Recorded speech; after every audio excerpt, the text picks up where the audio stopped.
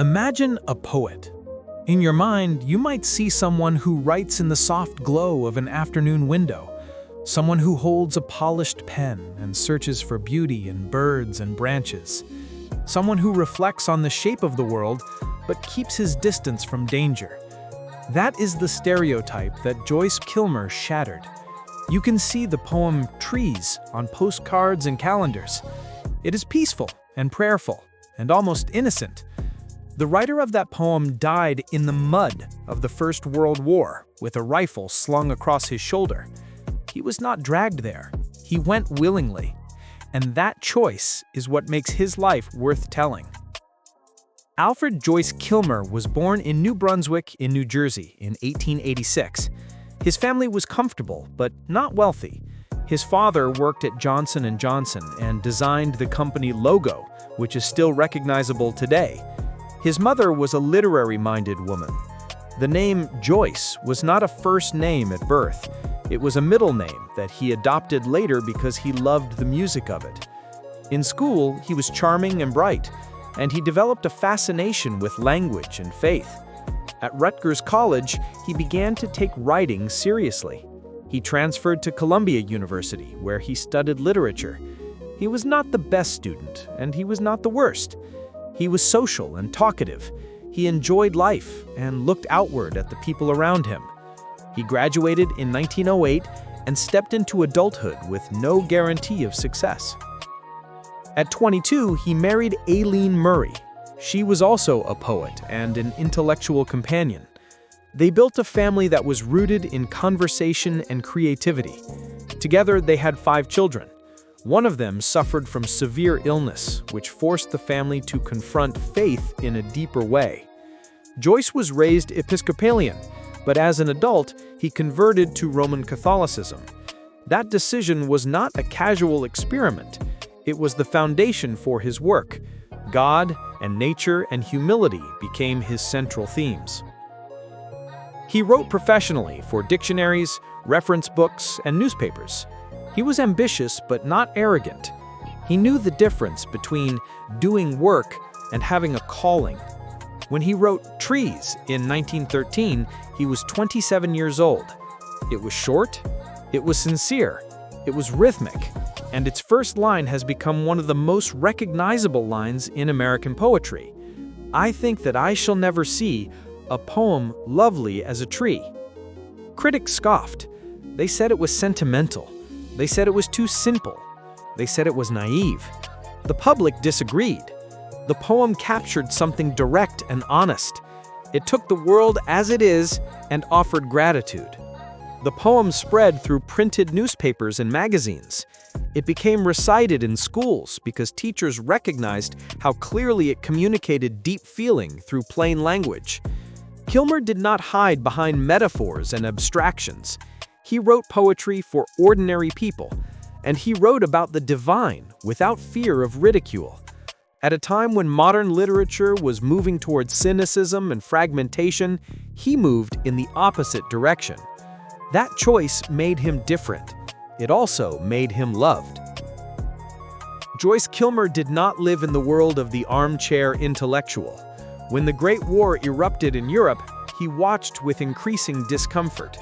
He did not see war as glorious or romantic. He saw it as necessary sacrifice. He began to write essays on duty and honor. He was a father of young children and a man with a stable career. Still, he could not stand the thought of others risking their lives while he remained safe. In 1917, when the United States entered the war, he enlisted in the New York National Guard. Some people tried to talk him out of it. He had literary fame and a family. The Army offered him an officer commission because he had a college degree. He refused. He wanted to serve as a private soldier. He joined the 69th Infantry Regiment, which was known as the Fighting 69th. It was a unit with deep Irish Catholic roots. He found brothers there. Faith mattered to them, and it mattered to him. The regiment was later renamed the 165th Infantry. Kilmer rose through the ranks by merit, not by privilege. He became a sergeant. He carried a rifle. He marched through Europe under rain and hunger and exhaustion. His wife Aileen wrote poems and letters. She prayed for him. He wrote back with humor and tenderness. He described life in the trenches with realism, but he never complained. He believed he was exactly where he should be. The war took them to France. The Battle of the Somme had already turned the landscape into shattered earth. The trees he once praised were stumps and skeletons.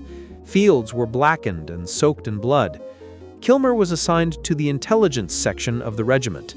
That role was not an office job. It involved scouting enemy positions and guiding troops under fire. He volunteered for the most dangerous missions, and he requested transfer to the frontmost line whenever possible. His fellow soldiers later remembered him as fearless, not reckless, calm, steady, faithful. He carried a rosary. He spoke softly. He comforted others. He became a spiritual pillar in the company. In July of 1918, the regiment prepared for the Second Battle of the Marne. The German army was pushing forward. The French and American forces needed to stop the advance. It was a brutal campaign. The casualties were enormous. On July 30th, Kilmer was on a reconnaissance patrol in a forest near the village of Syringe. He was surveying German sniper positions. One shot struck him in the head. He fell instantly. He was 31 years old. His burial was temporary at first, as was common in wartime. Later, his remains were moved to the Oise-Ain American Cemetery in France. His breath broke his family. His wife never fully recovered. She continued to write and protect his legacy. Their children grew up with a father who was a memory rather than a presence. But his decision to enlist was not a tragic whim. He believed that poetry was not only something written with ink, he believed that it was lived. Honor is poetry. Sacrifice is poetry. Love of God and country and comrades is poetry. He chose to live his words. In the years after his death, his reputation changed with the winds of modern taste. Some critics still call his work simple and sentimental. They measure poetry by difficulty or by darkness. Others see him as a reminder that beauty does not need to be encrypted. His lines open a door rather than close one. He is respected in military circles. Schools and parks have been named after him. He is honored as a soldier poet, one of very few who did not stand at a distance from the violence of history. When you recite his famous poem today, you can hear it differently. The image of a tree is not a lazy metaphor. It is the symbol of endurance. Trees grow patiently. They take storms and survive winters. They reach upward while rooted firmly in earth. Kilmer did not pretend to understand the mind of God. He simply stood beneath a tree and saw purpose and beauty. A veteran of modern war might understand that more deeply than any critic. The trenches were a world in which nature was destroyed to make way for death. He ran into that world and tried to protect the lives beside him. Joyce Kilmer was not the greatest poet of his century. He was not a literary revolutionary. He was something rarer. He was sincere. He lived according to his own values. He wrote what he believed. He walked toward danger because conscience demanded it. When he fell in France, the newspapers called him a martyr of art and faith. His friends simply called him a good man. If you go to his grave today, the cemetery is quiet. The grass is trimmed. The rows of white crosses stretch calmly across the hills of Picardy. It is a place of respect. For all the poets who wrote about war from far away, Joyce Kilmer stands apart. He picked up a rifle. He went to the front. And he died on the ground where history was being made.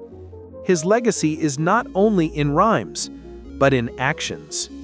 For every person who thinks that beauty and courage cannot belong to the same soul, his life is the answer.